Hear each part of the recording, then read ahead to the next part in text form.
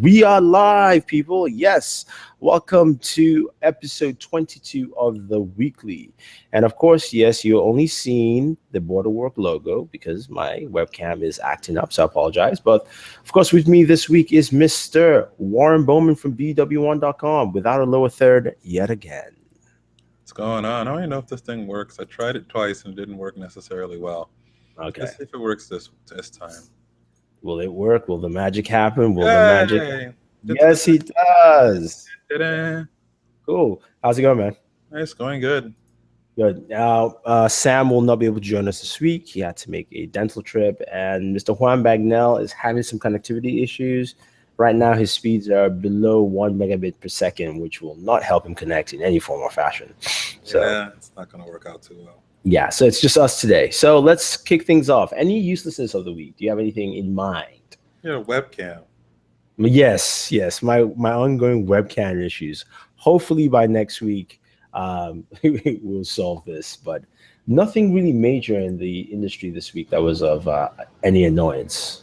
No, nothing I could think of that was majorly annoying. Everything was kind of somewhat normal for a week, or somewhat quiet, maybe. Yeah. It was. I mean, we had a few, highs and big announcements. So, right before, the week or the 2 weeks before, what do you call it again? July 4th. It usually kind of takes a little lull down, So that's probably why. But well, I think we're going to get a bit of a longer summer lull than we've had in the last, I think, 2 years. Maybe not though. I mean, with the rumored Galaxy Note 7 launch event August 2nd, things are going to move up pretty quickly because somebody's, if Samsung confirms, how companies always do, either try to do stuff before Samsung or after to catch that momentum buzz. So, yeah, I mean, I think we're going to have what I mean by a lull. I mean like about a 3 or 4 weeks. It's going to be pretty quiet until we get to about mid-July, towards the end of July, where I think things will pick up again. Yeah, that's true. Why is somebody putting in make smartphones great again? Smartphones are already great. I mean, link 057. Smartphones have matured. That's why we don't have. See, the separation between smartphones is okay. I'll give you this. This is mild mini uselessness. I dropped my OnePlus 3 versus Nexus 6P battle vid, and in my battle vid, you can watch it and you can check it out because you can decide if you don't agree with me. I said I picked the Nexus 6P, and a lot of people said, well, the OnePlus 3 has 6 gigs of RAM, it's faster, and I said yes, it is, but the 6P is not that slower either, right? It's not like it's 2 generations behind or anything like that. No. And also, the 6P camera, to me, is a much better camera in comparison than what you get with the OnePlus 3. And also, if you're looking at the fastest Android updates, you know where you're going to get it from.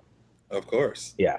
So OnePlus 3, to me, still is a really solid device. But, when you go in and you look at a battle vid, and I ask that question, hey, what do you think? Yeah, you can make your choice, but, my choice may differ from yours. Bring it a little bit closer. Since Warren has basically most of the camera screen time this time here.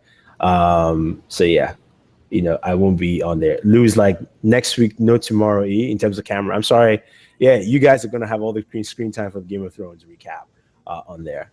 All Nighter Pro says it doesn't use the entire 6 gigs of RAM all the time. Yes, it doesn't. And also, I think most phones don't, though. Like, most phones don't use their entire 3 or 4 gigs of RAM you throw into it. It's using usually 2.5 to 3, and then it you need some RAM for when you need application to have a little bit more. Yeah, a little bit more. Because if you use all 6 gigs again, you're going to start hitting the threshold match point, and your device actually runs slow. I think the benefits of 6 gigs of RAM is when VR gets a little bit beefier on smartphones, with Google Dream, where Google has big plans for that, which is why they haven't necessarily stated like a lot of the new phones will support it, because I think maybe they're looking at that 6 gigabytes as a way of saying, hey, look, that's an extra 2 gigs of RAM. We can do more with that. You can actually showcase more stuff. Yeah, I just dropped my Nexus, not Nexus, OnePlus 3 unboxing video earlier today, and one of the things I noticed it's fast, but like all the Snapdragon 820 phones are fast. Like I couldn't tell that this has 6 gigs or the 4 gigs that the other phones have. It's not really that much of a difference. I can tell a little bit of different speed of my Nexus 6P, but granted, I got way more stuff on my Nexus 6P than I do on my on this Nexus. So there's going to be a bit of a difference in some speed cases, but it's not. But everybody's acting like it's slow. It's not really all that slow between the two of them. Truthfully, I mean, 820 is a bit of a better processor, and I would say you're going to see maybe a lag or a stutter happen more often in a Nexus 6P than you would do the Snapdragon 820 smartphone. But that doesn't necessarily mean that the 810 is a bad processor. Yeah. I mean, and that's the thing. So later on today, I'm going to drop my OnePlus 3 versus the S7 Edge. And you know what? I'm going to explain in detail my reasons for picking what I pick. And I guess a lot of people will see, because some people also ask me this question. Maybe I didn't state it too well. You know, when I said the OnePlus 3 in my review is not a flagship killer, but it's a good phone. You know, and people almost missed that whole point. I said it's a good phone. I never said it was terrible. There's nothing really wrong with the phone. I mean, it's really nothing. It's a nice phone. It's solid. The price point is good. But you know, show at least a picture of it, screen share something, man. No, you can keep showing. You can showing the just hold the phone up. Just hold the phone up. But that is a device that you know, there's certain things that take it away from that, because being a flagship now means more than just being a good phone. You know, being a flagship, in a sense, if you look at all the flagship devices, LG has a spectacular camera, right? And it really points that out. HTC has the best audio, especially, you know, if you just plug in your headphones, even the cheap ones you have, you will notice the difference. That's what a built-in back does. Yeah. And then Samsung almost has like the all-around combination, you know, when you throw in, you know, the waterproofing, the wireless charging, and a camera that almost rivals LG's camera too at the same time. So you got to look. That's what the flagship is now. The flagship is now that it has to, the base standard, it must be good, and then it also must move up to what else can you give me? You know, what else have you done for me lately? And that's what it is in that category. So a lot of people tend to miss that point there. Somebody asked a question. What do we think? Would Apple drop the headphone jack? I think, you know, the possibilities are, even though new rumors just dropped that said headphone jack is still there, but I think it's possible. Any thoughts, Warren? As he shows us the OnePlus 3 page where you can buy. Again, this is the best thing about the OnePlus 3 you can buy now. Yeah, it's honestly the best thing. Yeah. So I would say it's probably not going to happen this generation. There's already been rumor that the radical change is happening in the next version of the iPhone and not this version coming out. So maybe we'll see that change happen there. But besides that, I think we'll see a headphone jack this year still on the iPhone. Yeah, I do agree with that too. I think it would be that and not move, you know, to the Lightning just yet, you know. But anyway, let's start off with our first topic of the week, because we just kind of went on trying to find a uselessness and then going from one topic to the other. T-Mobile is offering unlimited data for international travelers. So if you're a T-Mobile customer and you're traveling to Europe, you now get LTE data unlimited. Of course, when you say unlimited, you're talking about at least the usage of probably about, you know, 2 to 4 gigabytes, something like that. When you go to Europe. But also this weekend, if you're flying, you would get an hour of free Wi-Fi via GoGo on domestic flights. Now, that's something that's interesting, because actually I think they've been doing this for a while, because when I flew back from E3, I had free Wi-Fi throughout the whole flight, which is a 6-hour flight, 5-6 hour flight with T-Mobile. I was able to surf the web. I was able to chat with you while I was on the flight. And so I don't know if they were just running it quietly, and then this is their weekend when they say, okay, you know, it's a big thing, let's put it on for the customers, you know, that kind of thing. But I think that's probably what it was. It's just they probably were a little quiet about it, and then they softly launched it until they were able to make the big launch this week. Oh, check this out. This offer even extends to Verizon and AT&T customers from June 24th to June 26th. So if you're on AT&T or Verizon and you're taking that flight, T-Mobile will give you free Wi-Fi for an hour. Interesting. So Domestic flights. Seems like it's more of a testing LTE in the air or whatever they're doing in the internet connection up there to try to get more people to use GoGo and those type of services, because it's usually pretty expensive. Yeah. For the amount of time that you're on the plane for. Unless, of course, you're on JetBlue, where JetBlue's free Wi-Fi is pretty fast. Yeah, so and usually it's pretty terrible Wi-Fi. So that's interesting that they've added that. That'll be good for people that are on long flights. I think for short flights, it's still going to be a thing of like people might connect to it if they need to stay communicated. But for the most part, I think it'll benefit mostly for those long 3, 5, 6, 7 hour flights that you'll see the most benefit from. Yeah, no, definitely. But it's interesting that, I mean, T-Mobile, again, very aggressive, trying to do things to bring in, more customers, change the narrative, not just throwing ads with old Verizon people there, but actually giving customers an incentive, especially, if you're traveling, summertime is traveling, the pound does drop yesterday because of Britex. So which means that, a lot of people will be going to, Americans will be flying to the UK, to Great Britain tomorrow, because, or at least in the near future, because it's just cheaper.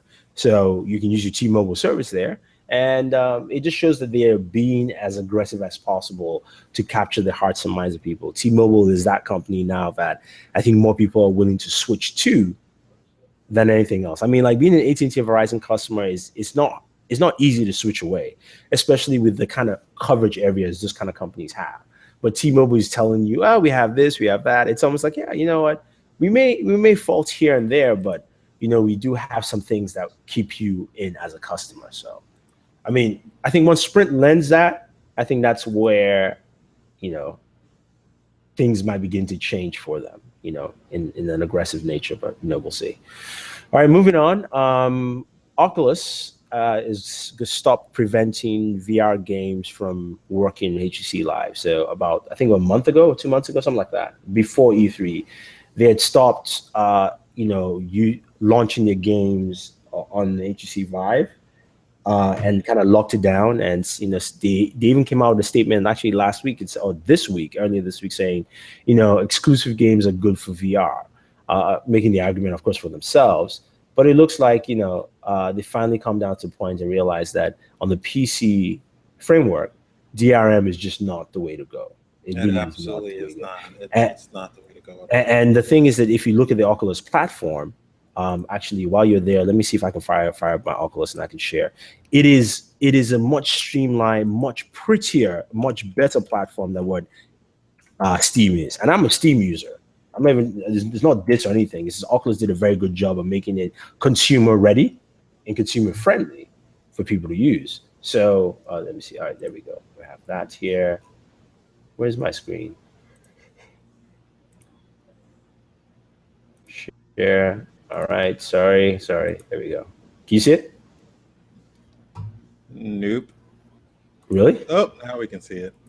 All right, my bad. Can you see it now? Yep, I can see it. All right. Yeah, so this is it. My store, my library, very clean, simple. Go to your games. Stop playing. Done.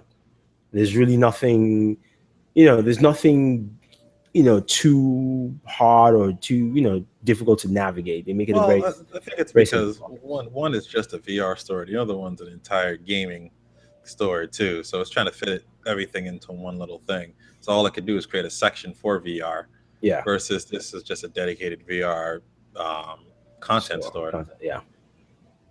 So I think that's what they get the advantage of. Yeah. So I mean, having this and pushing it out to consumers. Ooh. Oh yeah, let me download that right now. Sorry. I was like, ooh, explosions. Yeah. So I mean, you guys get the gist anyway. There. But I think they need to. It's good they realize that, go away from this stuff and allow for that, because for VR, you want developers. You know, at E3, Sony announced a bunch of games of VR, but a lot of people who were not buying the Kool-Aid said that Sony VR was pushing its limits and not delivering. That the games, there's nothing wrong with the games. You know, like Resident Evil was really cool, but you could tell the difference, and that's the thing. You tell the difference between that and you going to an Oculus or HTC Vive. So, you know, them having that ability, especially now that, you know, if I hopefully I can do it, guys. I'm trying to build a VR ready build just to showcase using the AMD process. AMD graphics card for under $1,000. So if you can do that for under $1,000 now as a PC gamer, I mean, that goes a long way. Before, you know, the prices were you need to pay $1,500 minimum for your VR PC. You know, so you want to have it as open as possible because developers on PC, you make it for one system and you're good. Yeah, that's the kind of the whole idea. Yeah. So I agree. It's a good move by them. But you know, it's also you see how quick it is to turn around from how it was before, right? Yeah. Oculus, you know, they said they locked it down about a month and a half ago, and I think also since they went to E3 and they met with a lot of developers, they were like, all right, you know what? Yeah, some backlash probably came, and it gave me like, let's not do this. Yeah, but I will give them props though, in terms of booths their booth was in the corner back, but was packed in the corner back at E3. You know, they always tend to have a packed booth, Oculus. Yeah, so they did quite a good job. I was impressed with that. I think they need to come out with their controller and the emotion, you know, just like Vive, and then keep dropping more titles. And you know, if you're Facebook, pay money for exclusives. You don't have to be locked in, but you know, the 6 months exclusive or whatever type thing that, you know, everybody always does.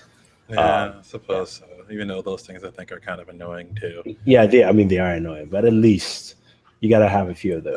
I've yet to see it actually result in people buying a console because it's exclusive to one thing for 6 months. Oh, come on. Call of Duty, man. Call of Duty. It's now on PS4 as the lead console. I mean, we all know if you're a Call of Duty player, you want to play on Xbox One. Oh yeah, and like what 3 years ago it was exclusive. 4 years ago it was like Call of Duty is the exclusive console on the Xbox 360. Like, fuck's sake. Like it's Call of whoever pays them the most dollars. That's who that is. Here's All Nighter Pro. All Nighter Pro says it's not gonna. Okay, so Link 057 says Sony VR is gonna flop. It's low res and expensive.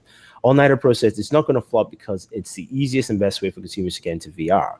And he says it's also cheaper than the rest since you don't have to have $1,000 PC or $600 gaming headset. Now, I would disagree. I think it's going to have a hard time on the PlayStation, actually, and an easier time on PC. Remember, PC's enthusiasts, where once PC enthusiasts jump on something, they will make enough noise that you have to eventually take notice. That's what the PC market is. So PC market has already accepted VR. Now it was just we're waiting for NVIDIA and AMD to give us graphics cards, so we didn't have to spend too much money. But here's the kicker here. You know, like Link 507 said, PlayStation VR is underpowered. PlayStation has to go through a process of making a new PlayStation to make that work. Now that is going to happen next year. Console VR is not going to take off until next year's E3 because that's going to be the focus of all three consoles. All three consoles are going to announce their new version. Well, Nintendo will announce a new console, while the other two will announce an upgraded version of their console that'll be VR ready, VR focused, and that's how they're going to launch it. They'll all have their headsets, their compatibility list, what games can work with. The developers will be on board. Next year will be the year that we will see the VR push on consoles itself, and that's where it'll get into the home. The PC will always take off. Well, it's already taken off, and it's going to take off first. Yeah, but I think the thing you're going to look at is if you look at the breakdown for VR moving forward, Sony has a very interesting problem, especially on the VR side of things, not the gaming side of things. The Xbox One is now basically PC architecture based in terms of builds. Once the anniversary update hits, you are running a pretty much Windows 10 PC in an Xbox. So which means development for games is the same way. So when moving on to that next Xbox console, which all indications are, is of course Microsoft said it's going to be VR ready and is also going to be 4K ready. So which means that it can, and Microsoft 4K ready, and I think they're calling a high. I don't want to say it's high fidelity they don't VR. have It's called something else. It's high something else VR. Well, they also but right now with the S, you have HDR gaming, which would be on the S this year. The thing is that that means you automatically, if you're like me or Warren, any of us, you have your Oculus or your Vive, most likely work with the Xbox immediately off the bat. Mm-hmm. So if you tested out those games there, and maybe, for instance, you want to play a Xbox specific type game in VR, now that's where that advantage comes. You don't have to buy separate headsets. This is where that kicker for Sony comes in, because also development wise, if it's the same development on PC all the way to the Xbox, that Xbox game will come VR immediately, because you're not changing anything, because it's going to be the very best, the bare minimum to work for VR, which is a GTX 970, done. Mm-hmm. Or AKA the AMD RX 480, which is the card, because AMD sent a press release and said they're developing the graphics card, which means it's going to be based off the RX 480, which is their main VR card. So it's going to be an easier process for Microsoft to actually get those VR games and also push VR. And you can bet that Microsoft will say, yes, here is the Xbox Scorpio. We just call it that, right? Yeah. Let's say it's $500. Scorpio is $500. I can guarantee you Facebook will subsidize a bundle with Vive. With Oculus in there. Facebook would love to subsidize a bundle. Well, I think they're both going to do that. Yeah, I know they would. They would. I'm just saying that there's going to be a Vive bundle and an Oculus bundle that they're going to put out there. That's going to be maybe around the $600 to $700 price point for people to get into VR. And if that's now, you save about, by the time maybe that comes out, you're just spending maybe under $200 less than you would have to buy a gaming PC that's VR ready. Yeah. So the value proposition for graphics still isn't quite there. It might be with the Xbox, especially because support 4K gaming, but that's a pretty valuable thing that I don't know if Sony has or is planning to have just yet. Are they going to have the ability for these developers to make games for the PlayStation VR, like the Oculus Rift games and the HTC Vive games, are going to be easily portable to the PlayStation VR? That's going to be the big question. And if they're not, that's going to be a really difficult task for Sony to once again have to sort of in-house develop their own games and try to buy developers into making PlayStation VR specific games and work on exclusives, where I think VR and exclusives isn't going to work the same way. People are going to want to just get a VR, either an Oculus or a Vive, whichever one they prefer, and to just be able to play any games that they want to play, and they want all the games available to them. Yeah, no, it's very true, because I saw a chart for the development and the processing between 1080p 60 frames per second, which is the base standard. Yeah, there are people who can run 4K, but there's still not many 4K even gaming ready monitors out there. But for PC, 1080p 60 frames per second is the set standard base. Most PC play gamers go much higher in frame rate, but 60 frame lock is a standard, unlike consoles. The processing power for that compared to VR, I can't remember the numbers, but it literally is quadruple. So whatever the numbers are, let's call it 2 teraflops, right? It needs 8 teraflops for that. Whatever the numbers are, I'm not exactly sure, but I know it was quadruple, the exact number base. So you're looking at something where, and again, development-wise, like I said, if developers know that, okay, Oculus and Vive, I'm done, and Xbox is literally, I don't even have to port it anymore. It will just work. Okay, all right. That's 3. Now, remember, I know because All Night was like, well, maybe Sony has changed the architecture. Sony cannot just change the architecture. You just can't do that. You have to match. They're scared as shit to do that, because they did that with the PS3, and it cost them big time during that time. They might have ended up selling the most consoles towards the end of that cycle, but during that whole cycle, they had a difficulty getting a lot of games, and a lot of games were canceling on it because of the cell process, and the architecture was not easy. Yeah, I remember that was the first time you heard that lead gaming development moved from PS3 to Xbox One, which was the console behind in sales. If you think about it, you do not move lead development to a console that's behind. It doesn't make any sense. You usually move it to the console that's doing well. So that's something, again, like I said, they have to take note and understand that, okay, maybe, maybe there's some things that they need to actually do. Link057 said PS Neo this year is most likely this year, and most likely 1080p 60. It won't show up this year. They got scared shitless when they heard about what Project Scorpio was, and that thing is sitting in the back. It's sitting in the back, and they're redesigning it, just the same as Nintendo was supposed to essentially kind of say something about the NX sometime this fall and are ready for a March launch. That whole thing got delayed for VR, but they most likely heard about what Microsoft was doing, and they went, "Oh shit, we need to match that." And it's going to be crazy. I've always said the best time to go to E3 is when there's new hardware announced, because that's the most exciting time when you see a lot of the games, a lot of the innovation, a lot of the accessories, a lot of the cool stuff happens around when you have new hardware. The last few E3s I went to the one where the PS4, the PS3, and Xbox 360 were announced, and they were launched. It's just massive buzz, match of stuff going around. So many cool things, so many great games you can kind of test out and play. The same thing is the next year I was there for the Wii U, and that was a really cool thing that was going on there. And then they even when I was Scary, the first Wii I was there for. I was there for the Wii U as well too. Now I just remembered that. Yeah. But I think if I remember correctly, PS4 and Xbox One kind of got announced outside of E3, if I remember correctly with that.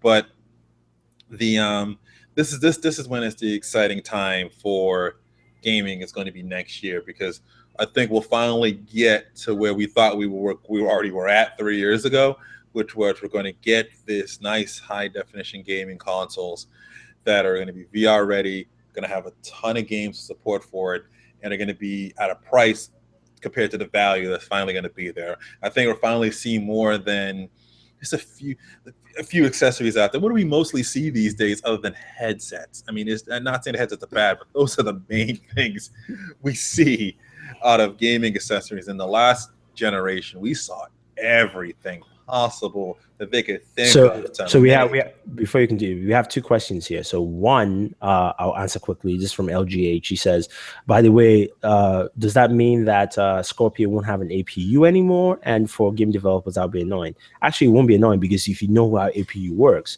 an APU works with, it's basically you still have a processor and a GPU built in. And that GPU can work as Crossfire, which is AMD, with the dedicated GPU. So basically, it's just you running two mini GPUs in there. So what they are now going to is basically throwing a regular stock, not stock, but a CPU and a GPU. It's not going to affect development one bit, because I play Division on PC. I run that on an APU. I can run that also on Board Prime, which is an Intel PC. So it doesn't matter. It will not affect it whatsoever. Now, the second question from LGH is, do you really think that Sony, he was just directed you, Warren, didn't know? I can't imagine that the info remains a secret long term within the industry. Oh, that's the reason why they canceled it 2 weeks before E3 came out. They said they weren't going to announce it. They knew. I'm not saying they knew by E3. They didn't know. They didn't just find that out at E3. I think they didn't know the power level consumption until. But they found out a couple of weeks before. Because everybody was going with the assumption that we definitely will see a slimmed down Xbox. That was almost a given. Yeah. You could say, because Microsoft also needed something to jolt that lag behind in terms of sales. You also need something in there. And, so Sony is like, well, that's fine. We have the PS VR that will counter that. We don't need to. But when the word was that they were going to show something on Scorpio or put the notice down, and the way Microsoft did it, which is why it made so much sense, their press conference, off the bat, they said, here's a new Xbox. The thing that most people, again, like I've said it, but no one has stressed it anywhere, is that HDR gaming will be probably just as big as VR or 4K. Because when you put HDR content right now, everybody's trying to push it on movies. It is harder to do it. I mean, you can do HDR movies if you build it off the ground, and it's great. It looks fantastic. The easiest place to put high dynamic range is actually gaming than even photos or video. You know why? Because you're creating your own world. Mm-hmm. It's not you adapting or fixing what is already naturally there to hit a range. You can put your world in that range, because you're building the world around it. So that will make games look fantastic, which is why them incorporating now in the S is saying, hey, look, we know you have 4K and this is also Microsoft telling us to say, look, we know you have 4K TVs. Yes, 4K gaming is coming, but we can give you something that your TV also does also, which is HDR content. And then also we're giving you the world's cheapest 4K Blu-ray player. Yeah, that will end up being niche, but it still gives you something that Sony, who is the weird thing I think about that is that I think there will be a market for that, weirdly enough, because if it's 4K Ultra HD, it will be, and it's in a disc, and that's something that this is the 1080p streaming versus 1080p Blu-ray argument, where the 1080p Blu-ray fans try to make the argument that their stuff looked better than what came through the stream. It was so fucking negligible that you had to look at it like with a magnifying glass to figure that out. This is going to be majorly different. Like you're gonna get what they 4K stream out is going to be vastly different for what that Blu-ray disc is going to have. So I can really see that, not necessarily reviving the disc-based media market, but it will keep it going for a little while longer. It'll give movie studios an opportunity to sell some special discs, some special content to go along with that, because they can pack a ton of stuff and sell it at maybe a higher price than it would normally be, but it comes with a bunch of stuff with it. So I could see that actually somewhat working out a lot better. It's just that I think Xbox is going to do a better job of promoting it. Versus Samsung, who just kind of put it out there. Surprisingly, Sony, who is like one of the 4 or 5 creators of Blu-ray.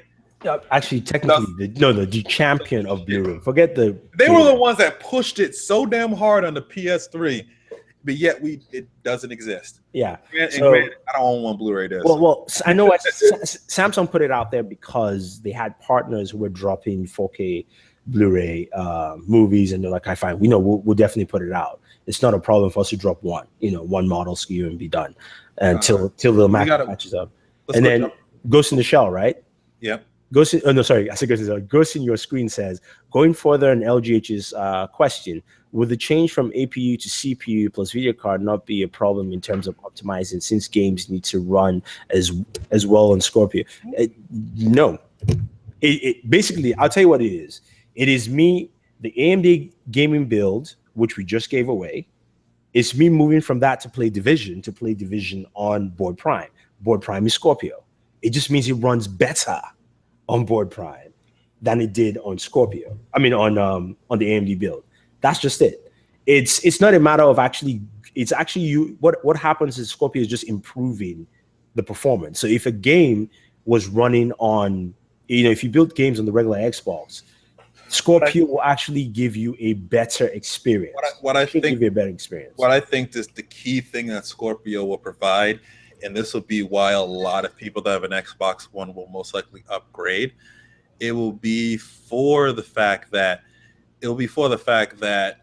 not necessarily 4K gaming, because I think that's a big thing, but it'd be the fact that many of these devs can patch their games again if they want to, and they could probably run fully at 1080p 60 without an issue, which is the holy grail of gaming, which is what everybody wants to be. 1080p 60 is actually a lot more important than 4K. There is 4K 60, but that's very rare out there that a lot of stuff like that. I think I have a couple of screencasts that are in 4K 60 just because I happen to have 4K monitors and wouldn't let me choose anything lower than 60p to actually record it in. But other than that, like the 1080p 60 is where people want to get to, because that not only is the holy grail for gaming, but that's also going to work well in terms of streaming as well too. A lot of people like to stream off of their console, and being able to push right off the console and have 60p going. It's going to be a pretty cool thing. It's going to allow a lot of other developers to kind of resell and repackage their games as remastered versions, and legitimately can kind of say that they are. It's not remastered as it once was before, where they're just kind of upping the graphics, but this time they can say, we're giving you 60p. Yeah. That's a pretty big thing. I think there was another one in here from Jonathan Jones. He says, at the end of the day, neither the PSVR or the Project Scorpio will be huge, because they're still trying to sell them to the masses who as of now aren't clamoring for it. It will be by the time they come out. People are getting far more interested in VR. I'm seeing the buzz of people asking about VR a lot more than the buzz for 3D. Yeah. So people have to remember this. One of the best things that Facebook did. Remember, we know how me and Sam always have this argument. I said, when Facebook decided to now focus on Gear VR before releasing the Oculus, was the best thing for them to do. Because yes, even though now Vive has, the motion controls and they still make that hit, Vive's own success also comes from the Gear VR itself. Because with that partnership with Samsung, going in, pushing Gear VR every year, having demo stations, and even, like they also have those ads where they go to a grandpa and say, grandpa's always wanted to go to Paris and he's just too old to fly now. And you put on the Gear VR headset and he's walking around the luge and, the Eiffel Tower. And he's like, wow, this really looks like that's how you get people's perception, and which is how you move people over into VR. Because remember, if it's cost effective, that's how people go. Remember, as much as Google has tried with Cardboard, Gear VR is the key to what VR has now become. Well, the cardboard was the whole point of that was just to get people a taste of what to do with VR. Yeah. No, but I think Samsung's and Facebook's push where, they really made it as a product, and to a certain degree, Gear VR is still a product more than any other VR, case you get from a company, because it's got 3-axis sensors in there. So it actually helps with the motion and things like that. So it really goes a long way to say, okay, from that point, because if you really like that, and then you walk into a Best Buy or somewhere, you go, okay, wait, what's that? It's kind of like my Gear VR, like, no. Put this on, and you go, oh, wow. Yeah. This is me stepping in now. Then you now move into that whole other realm. So it's which is why, to me, PlayStation VR is in that middle ground that, to me, is too expensive for what it does. Not because it's expensive, it's just for what it does. Because in my mind, I would rather pick up a Gear VR, or I would go for the top. We're not in that stage of mid-range smartphones. This is not that era. This is not that. We're not going to get mid-range VR. Yeah, there's going to be kind of no such thing as that. There's going to be mobile VR. There's going to be gaming VR. Those are the two things that are going to exist, and that's a good thing, because that's going to allow a certain level of expectation that should be met for all the games, exactly, and all the content that's out there. It's going to allow content to be the focus more so than the hardware itself. Hardware is going to kind of be the thing that kind of fades into the background. It's just now the question is, how will Nintendo come into this space? And that we I don't want to go elaborate on, because we could talk long on that one too. But how the question next year is, how will they come and differ? Because at least we know Microsoft is saying we are aligning ourselves with PC VR. That's where we're going with. Sony is probably recalculating to that focus, because they will have to somehow.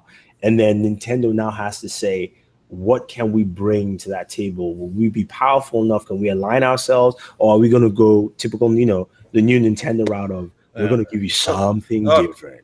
Side note, Booredatwork's about to hit 157,000 subscribers. It's stuck on 156,999 right now. It's just there. So we just need one subscriber. Somebody subscribe in the chat. Haven't yet. Let's get this over. A little CD there. But Link, want to mention what Link 057 kind of said here. Nintendo's also remember using cartridges for the NX, and his talk about incompetence.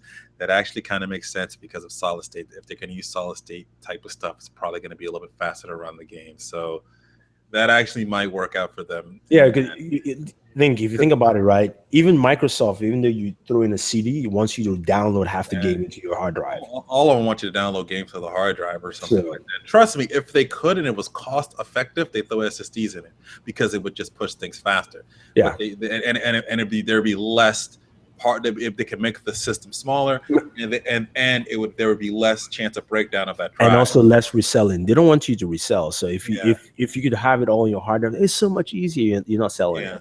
Yeah, you're stuck with the game.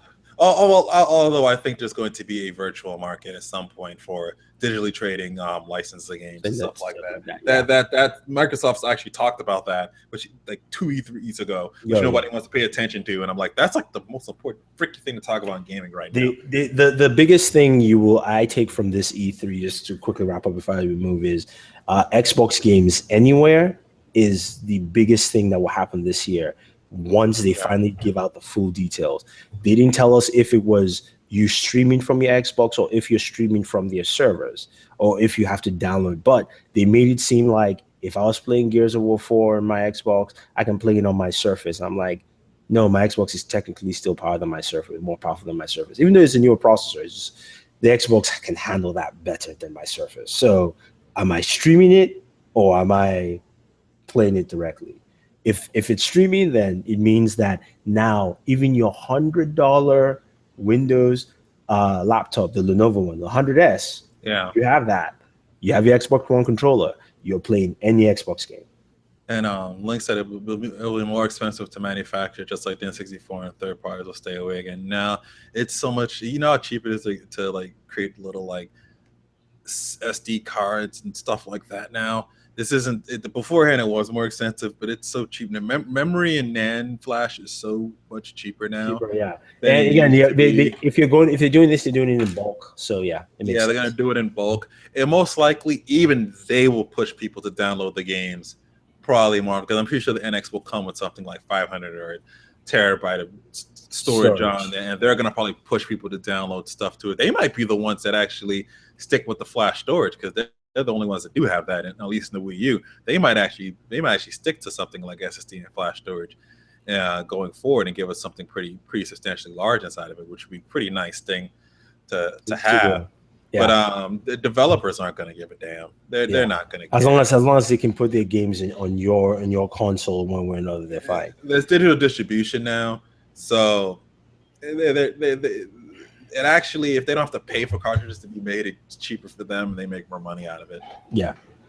So moving on to our next topic, we spent a lot on gaming there.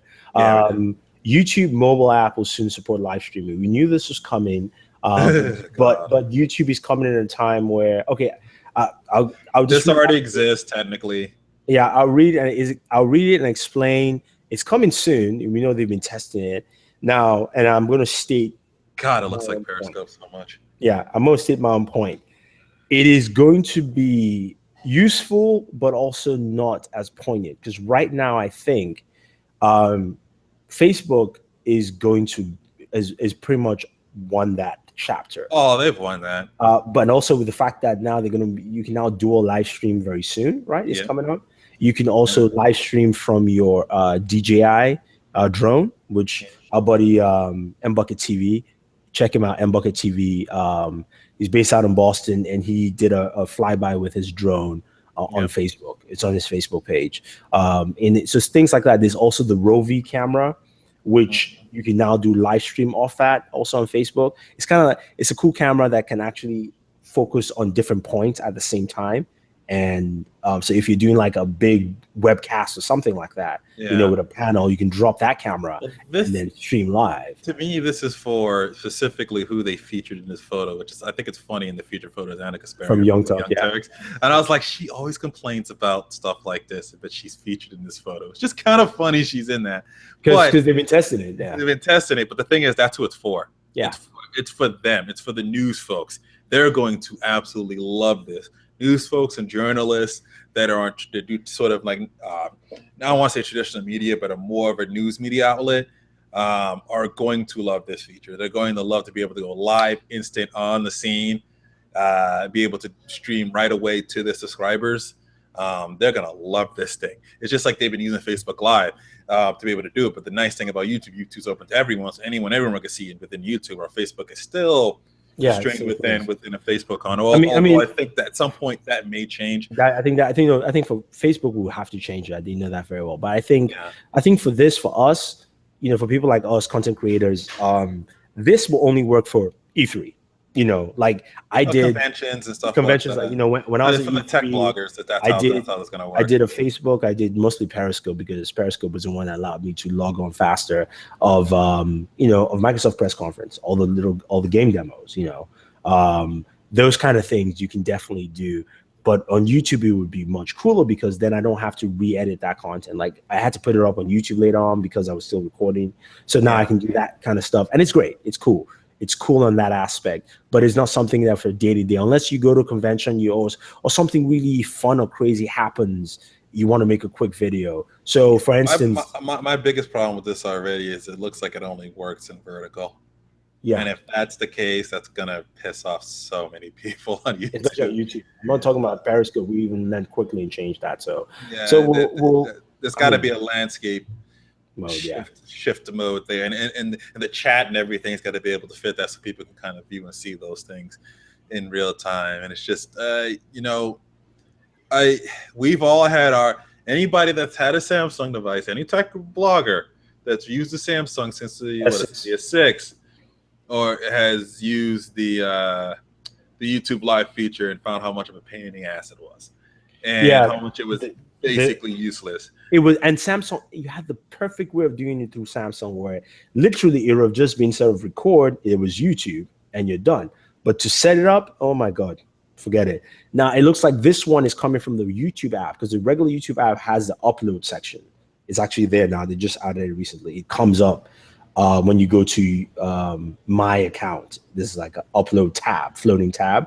So I think it will be upload, and the next tab there would be live stream, to make it easy. And I think that's probably what's going to be, that's probably how it's going to work. So, you know, I think those are the kind of things. I think the other people who you see use it also are reaction video channels.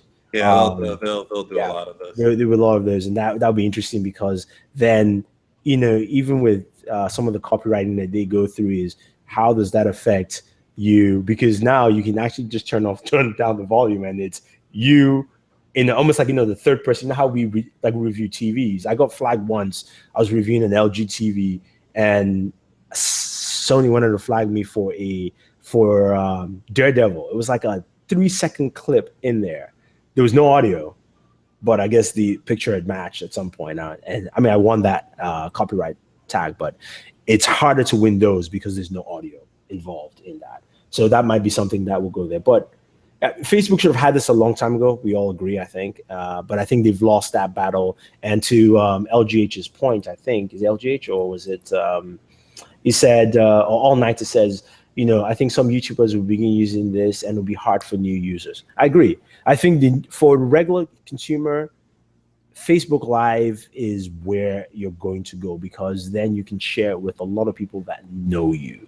Now, live videos going viral, I don't think it would happen, except if it's a YouTuber, or if it's from something specific, as a concert, a convention, or, you know, something like that. I think Periscope will still have its use case, because if Twitter was smart enough, Twitter needs to make Periscope the extension of CNN and every single news outlet. They need to make it that you know how CNN has the iReporter? Yeah. CNN iReporter needs to be Periscope.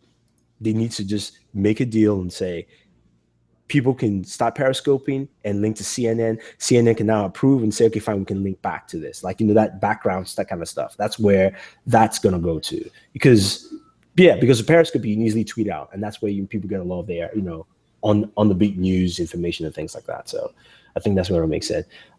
Link 057, yeah, Nintendo is going to die slowly. No, they're not. But Nintendo they just don't help us at all when you try to defend them. They just don't do a good job.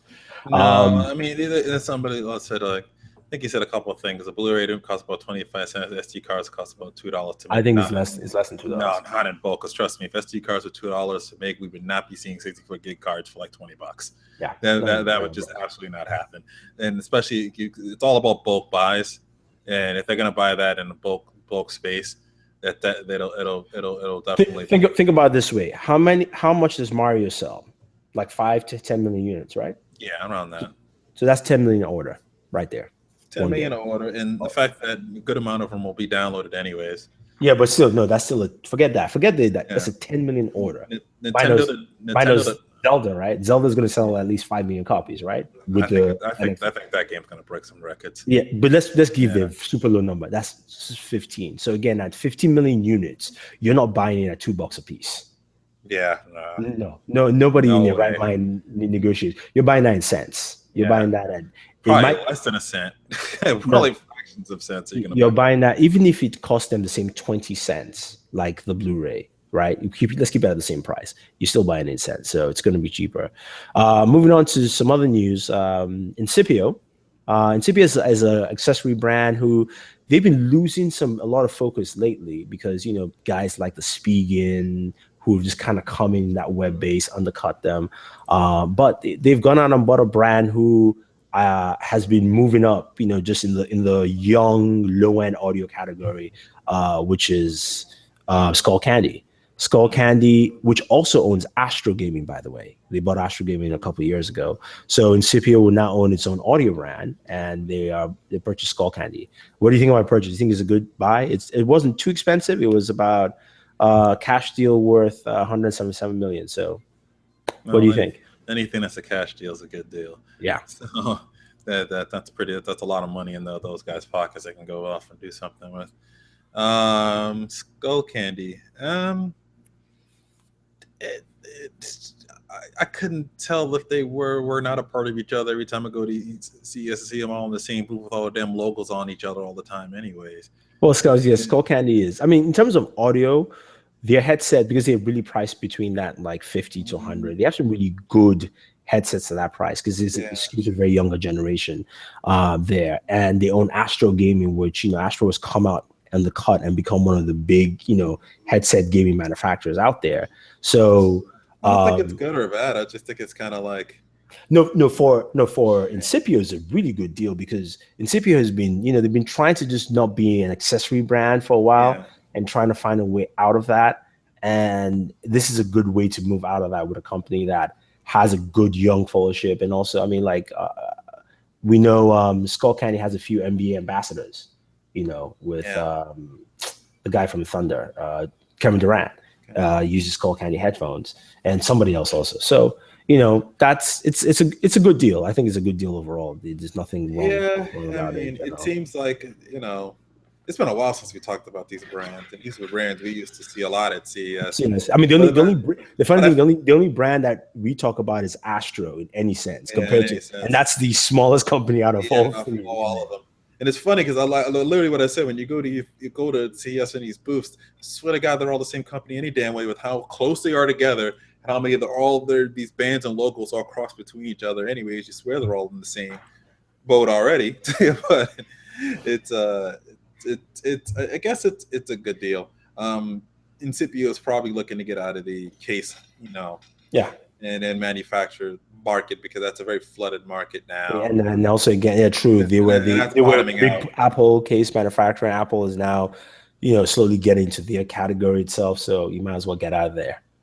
The case and chargers and battery market sort of bottoming itself out now with so many players inside of it. It's probably a good idea to try and find a niche in some other different types of technology. And headphones is always going to be something that, the more the merrier. No one's going to tell you not to join in. Yeah, and plus, if you have a younger demographic already, which means you're going to at least sustain that for a little bit of time, altogether. And finally, our last topic is this is more in film and entertainment, but I want to get everybody's thoughts. I thought everyone's going to be here this week, but it's very interesting because I want to contrast this to how Star Wars deals with fan films. So CBS released their guidelines for fan films, and the guidelines saying that fan films can have to be less than 15 minutes for self-contained stories, no more than 30 minutes for truly epic two-parters. They can only raise a limit of $50,000 required, nothing more, because the last one that they're going through a lawsuit with Axanar raised $500,000. And the budget, the quality we saw from that, we're like, wow, this is the Star Trek that we know. I mean, what's going on there, compared to the production. They also talked about the fact that there can be no nudity, pornographic content, drugs, things like that, which, I mean, it's usually expected. But the other kicker was that they must use original Star Trek paraphernalia. So whether it's outfits, whether it's phasers and things like that, they cannot use any knockoffs. So you cannot use anything else that is not officially. So that's the part that I don't like. Oh my God, this is this Fine Brother shit. So they're selling a package of their own shit for someone to buy. This is them making money off these fan films. That's them. So basically, if I were to make my 15 minutes Star Trek fan film, I was like, all right, this is the lost battle cruiser during the war with the Klingons that got lost at the edge of the Empire. It's like, my crew is me, the guys from the Weekly, we are the crew, right?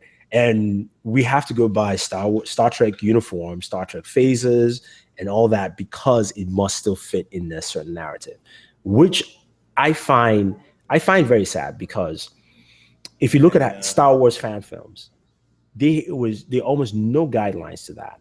Star Wars fan films kept fans hope when, remember, we were waiting for episode 1, 2, 3, right? Before that, the Star Wars fan films started with VHS. That's when these things started. Star Wars fan films also continued after episode 1, 2, 3, because we're like, all right, you guys give us rubbish. Let us make our own. And what Lucasfilms understood is that it didn't matter. This always kept the Star Wars story going, because at the end of the fan films, everybody said, what? I can't wait to see a big budget with this. Now, in this case, I'm going, I don't feel, I mean, I don't, like you said, this is you saying, okay, it looks like there's a lot of money in fan films. How do we capitalize on it? How do we make money from this? Why not? If you wanted to really capitalize, you should have said, you know what? Star Wars fan films can be created. Here's also an incentive. How about you just fund the damn things? No. Sell it. Not even fund it. Have an incentive. So remember how now they're putting the new Star Trek TV show online for some of these fan films, which make a certain cut or quality cut, will be on there. That means people are buying it. That's now content for your online network. People are now watching those fan films and say, hey, look, we want fans to now create things like a 2-parter storyline, a 3-parter, or like a 10-minute, a mini series of 10 episodes, but just 10 minutes, stuff like that you can do. And then people go, wow, okay, fine. I now have like my Star Trek hub where there's all these fan films and things like that. But now they're basically saying that you have to, you basically have to buy Star Trek stuff to do this. You have to buy a Star Trek kit to do your fan film. And that's just ridiculous.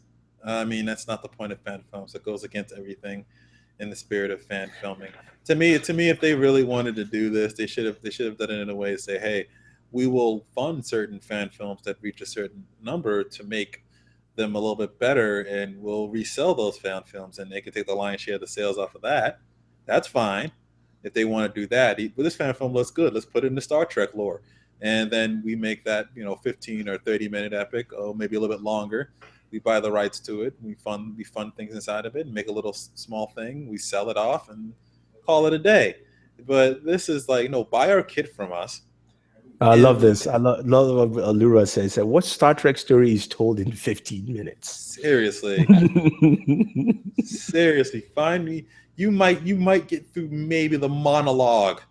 Axanar trailer is, I think, 10 minutes, if I'm not mistaken. Like the intro trailer, which gives you the briefing of what is going to happen, is literally, if I'm not mistaken, is 10 minutes. It's got to be something like that. I gotta check it out. Maybe there's a trailer itself that's probably like 3 minutes or so. Axanar teaser trailer, okay, from 2 years ago. The prelude to Axanar is 21 minutes. And the teaser trailer that dropped, a YouTube ad is running. 1 second, skip. Okay, the teaser trailer is just 50 seconds for a teaser trailer. Okay, all right. Yeah. So the problem is they're looking at this and they're going, Axanar looks like something that we can drop ourselves at a budget of $500,000, not a $100 million movie. And that's where the problem, and not understanding that this action, I could say, okay, like, guys, we want this as part of Star Trek lore. We're going to actually add it to our online portal. Here's an extra 100K, finish one finish. But now you have to do certain things a certain way to fit into the Star Trek universe. If people actually, fan fictions actually create great stories that you can adopt into your own lore, what better way of fan interaction is that? I mean, you got to get through the legalese of things, which can be figured out. But imagine just a fan makes a story, and now this story now is a part of the lore. Now, not only have you bought something that now you can sell, now people have a career in film all of a sudden that they can now build off of, because they've made this short that Paramount and CBS have decided to say, hey, this is good, this is viable, we want to make this big production.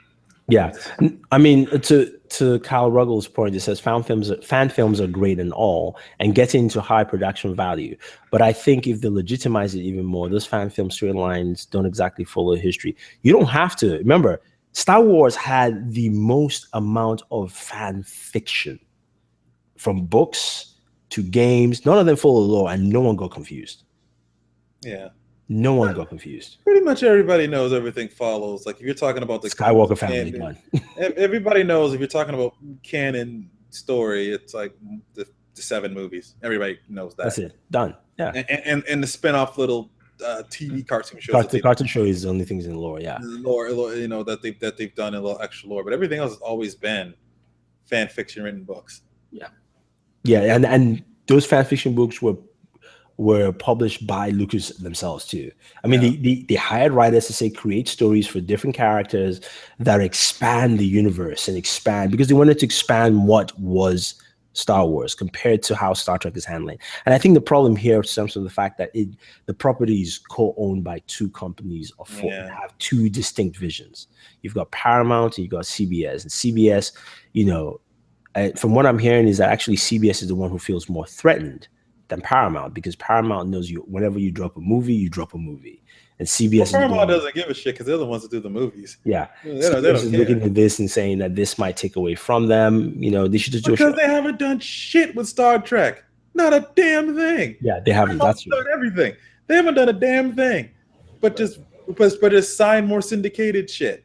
That's all they've done with the entire property. See, we should have got Michael Fisher. We should have got Mr. Mobile involved in this. Yes. You know what? It's true. You know what? Maybe we'll do another hangout. I need to get. I would love to get Mr. Fisher and also Juan back in there and just talk about this, because you know those guys. I mean, we're all big Star Trek fans. You know. Yeah. I remember when I told Mr. Fisher I was going to watch Deep Space Nine, and I said, well, somebody is like, I should skip season 1. He's like, no. You need to go back from the beginning.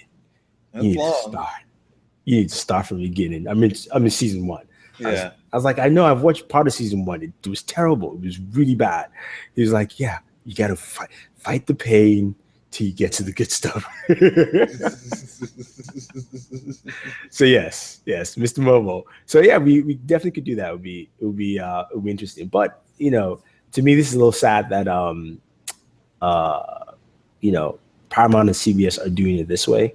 And we know that there's only going to be 10 episodes of the new series. That's it.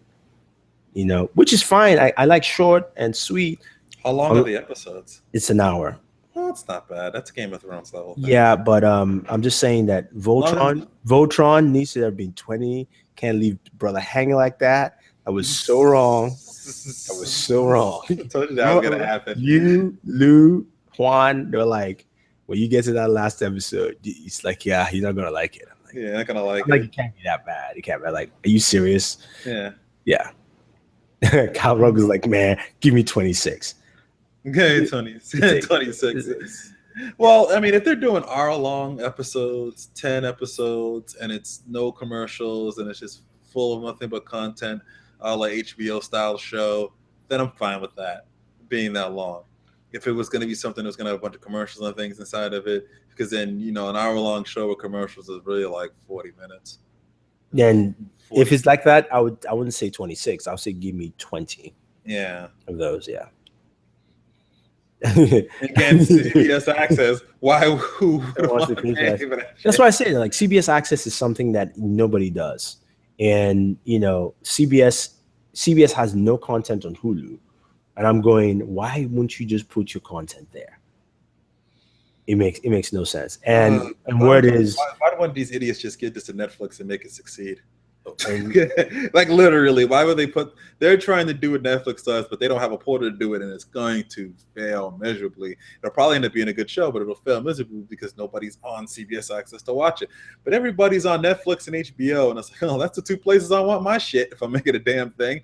Right now, people are paying over there. Let me go get some of that money out of there. Says 10, 13 episodes with commercial, 10 without. No, if it's with commercial, it's got to be more than 13. It's got to be 16 to 20. 16 to 20 if it's going to have commercials inside of it. Yeah.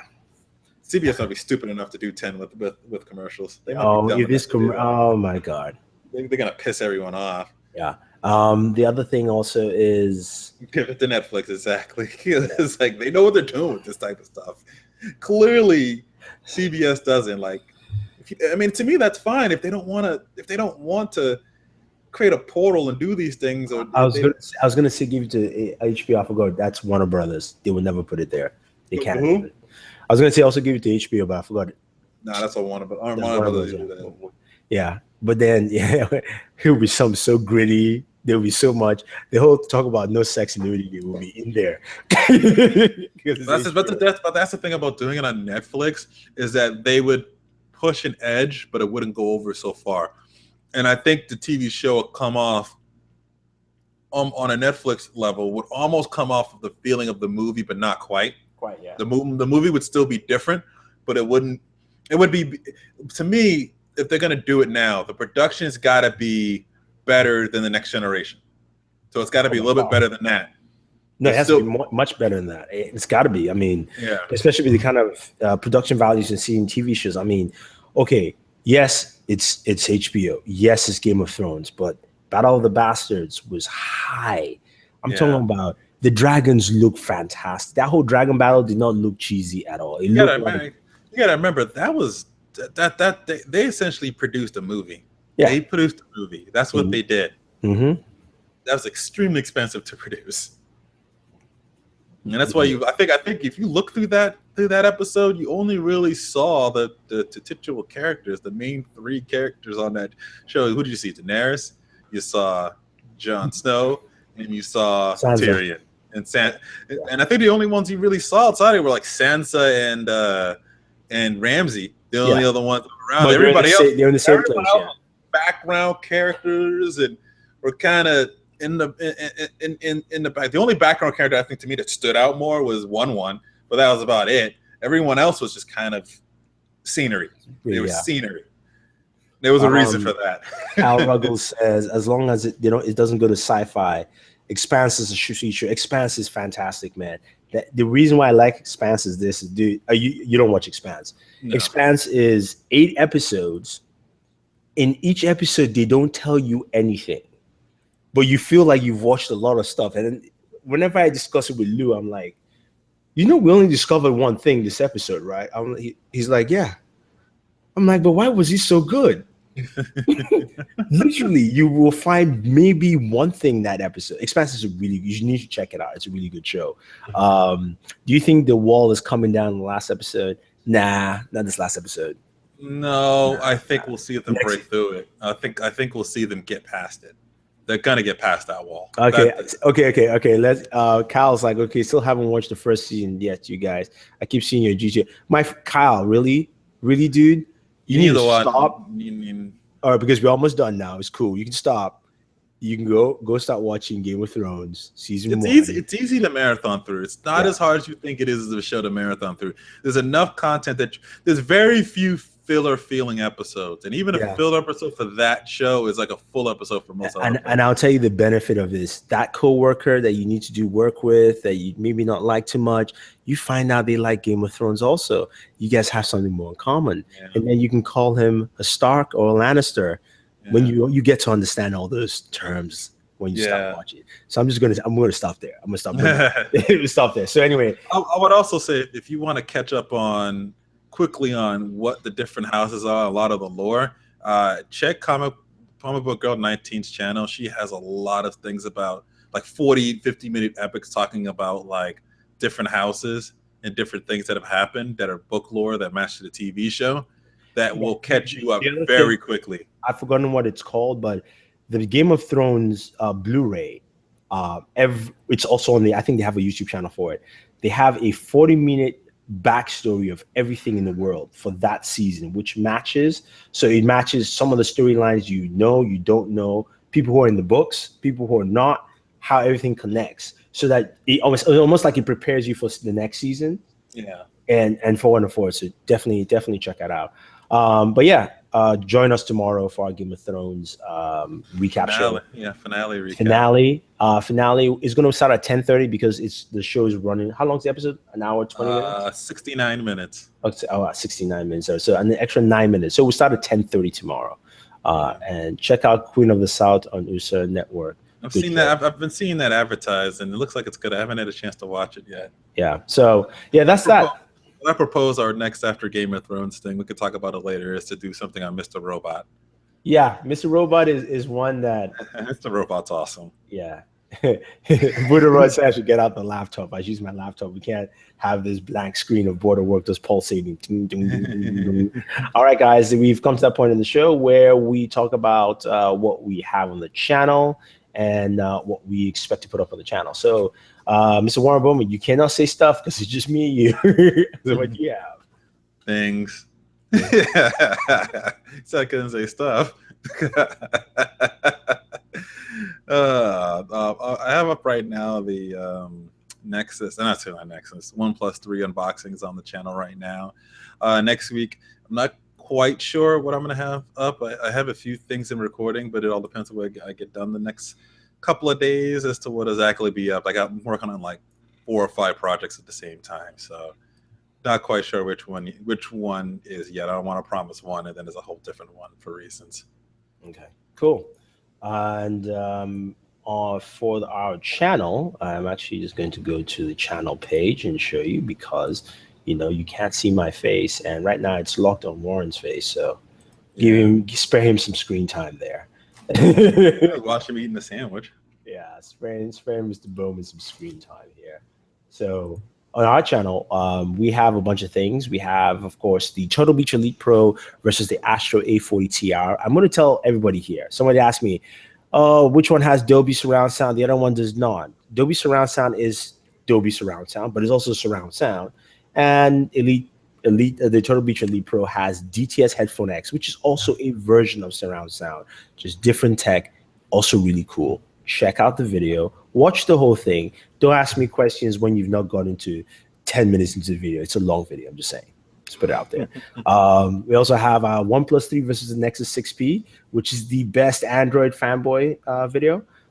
Big Justice League news this week, so if you're a fan, definitely check that out. OnePlus 3 review, and for me right here, the Focal Listen, what I consider the best pair of headphones at the $250 price point. It is absolutely fantastic. If you know anything about Focal, they are a high-end brand. They make a lot of high-end audio. This is their second entry into the regular consumer market. And it is really awesome to listen to these, especially when I listen to them on different devices. I put it on with the HTC 10. Woo! That DAC just really gives you, then, you really feel the beauty of it. In terms of next week, what we will have on the channel, we're going to have, today, I'm going to drop my OnePlus 3 versus Galaxy S7 Edge. And then, of course, Game of Thrones tomorrow. Next week, not really sure. A bunch of headsets, a bunch of gaming headsets that I have. I have to finish those. But that's pretty much it. That's it, done. All right, guys, thank you very much. I really appreciate you guys checking us on the channel. We will have a giveaway, I believe, next week for the weekly, so stay tuned and check that out. So it'd be fun and interesting for you guys. I'm sure you guys will like it. Don't forget to check out Mr. Warren Bowman, who is playing around with the OnePlus 3 right now. His channel is bw1.com. You can subscribe to the channel, follow him on Twitter. His Twitter handle is bw1.com, as well as also our good friend Mr. Weinbach now. He's not here. Couldn't be here because internet was, of course, lacking, but you can check him out at Pocket Now, as well as also Some Gadget Guy. And of course, for us, it is Boored at Work on YouTube, as well as also on Twitter and all the social media outlets. And this is Thunder E saying thank you very much. You can't see my face, and always enjoy your entertainment. Can't see me.